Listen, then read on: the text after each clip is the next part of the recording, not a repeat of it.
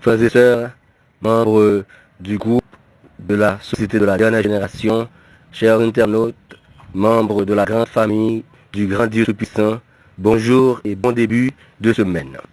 Aujourd'hui, c'est dimanche 14 février 2021. Nous pourrons continuer avec étude leçon au matin. Pas bien que nous avons étudié la 8e leçon qui a comme titre « Consoler mon peuple ». Consoler mon peuple. Et verset de mémoire, je lis dans Ésaïe 40, verset 9, qui stipule « Monte sur une haute montagne. Sion, toi qui portes la bonne nouvelle, élève ta voix avec force, Jérusalem. Toi qui portes la bonne nouvelle, élève ta voix, n'aie pas peur. Dis aux villes de Juda, votre Dieu est là. » Chers amis, aujourd'hui, nous allons considérer une partie spéciale qui pour dimanche 14 là. Sous-titre de lien, c'est consolation pour l'avenir. Pas oublier, ça n'a pas étudié ce maintenant, c'est consoler mon peuple. Alors, l'on va comprendre que bon Dieu voulait consoler le peuple Israël. Après toute péripétie, toute difficulté qui a endurée, bon Dieu dit, oh là. Bon Dieu dit, arrêtez et sachez que je suis Dieu. Et consolation, ça que Dieu promet à Israël là, selon Ésaïe 40, versets 1 et 2, il mettait bout à souffrance Israël. Il mettait bout à toute situation difficile que tu as traversée. Il mettait bout à tout combat, à toute bataille que Israël a enduré et que le a perdu. Bon Dieu mettait bout aussi à faute Israël. Et il dit Israël recevoir double de peine que tu mérites déjà pour tout péché que tu commis, qu'on est là, on fait face à lui et consolation, ça c'est pour la consolation pour l'avenir. Chers amis, un pile réponse qui bat à la question ça. Un pile châtiment qui est administré par Syrie. Quand Dieu fait Syrie, craser le peuple là, par bâton couleur. Et bon Dieu lui-même, lui-même était utilisé force pour détruire la messe chérib là en 701 avant Jésus-Christ pour délivrer le peuple juda.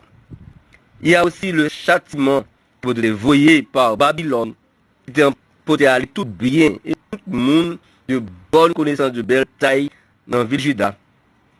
Parce que Ézéchias, le roi fidèle, serviteur de Dieu, arrivé au point, orgueil était tellement élevé, il était dressé toute richesse, toute l'or, toutes les âmes qu'il a gagné devant le messager roi Babylone qui c'était Béodak Baladan.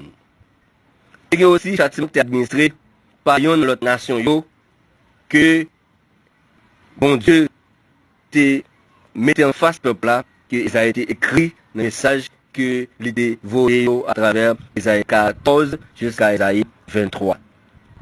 Assyrie et Assyrien, deux mots ça répétés bien mentionnés 43 fois entre Isaïe 7 verset 17 et Isaïe 38 verset 6.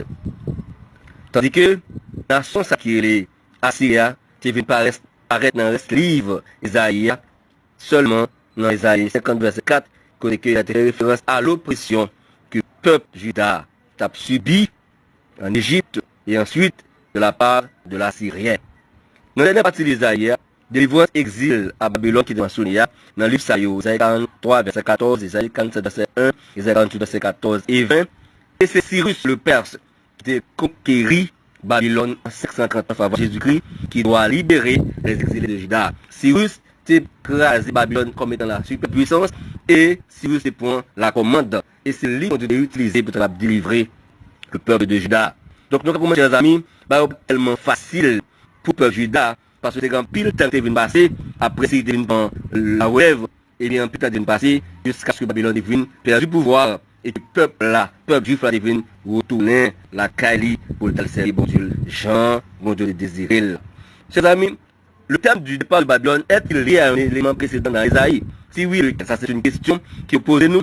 Est-ce que c'est un élément qui a annoncé que Babylone a dû aller, Babylone a dû disparaître, a dû détruire?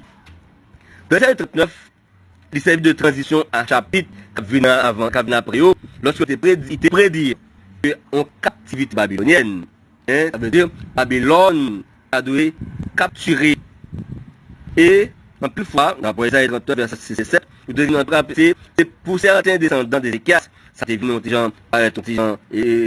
années avant, ça t'est annoncé. En outre, dans la parole Isaïe 13, Isaïe 14 et 21, il était prédit aussi la chute de Babylone et la liberté que le peuple va gagner.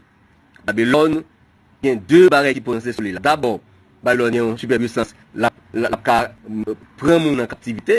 Et deuxièmement, Babylone est pour chuter. Et cette chute va donner raison, va donner occasion à la liberté du peuple de Dieu. Parce que dans Isaïe 14, verset 1 à 4, il dit, Seigneur a fait une croissance pour Jacob, la va choisir encore Israël, la va accorder repos sous terre de la va. Alors, juste ça, que le Seigneur va accorder repos à peuple ça, après toute peine, toute agitation, et après du esclavage qui a été posé à nous, alors, la va prononcer un poème contre le roi Babylone. Ça veut dire que tu as annoncé déjà. Et c'est que tu as annoncé déjà la chute de Babylone. Roi Babylone, le peuple en esclavage, dans dure difficulté, et bien, waouh, la va chanter contre roi pour nous dire, bon Dieu, nous, c'est pour mettre à délivrer nous et les délivrer nous. D'abord, si nous avons des liens qui viennent en Isaïe 40, verset 1 et 2, que bon Dieu pour mettre à peuple là, qu'il y a bien un terme à souffrance liée. Souffrance liée pour terminer, pour achever, parce que mon cap bien comme monde là, c'est pas l'autre que l'Éternel des armées du fort et grand. C'était étude nous pour matin, et c'était consolation pour l'avenir. C'était chef offrande Toussaint pour cette étude sur le groupe de la société de la dernière génération. Bonne journée et bonne semaine à vous tous.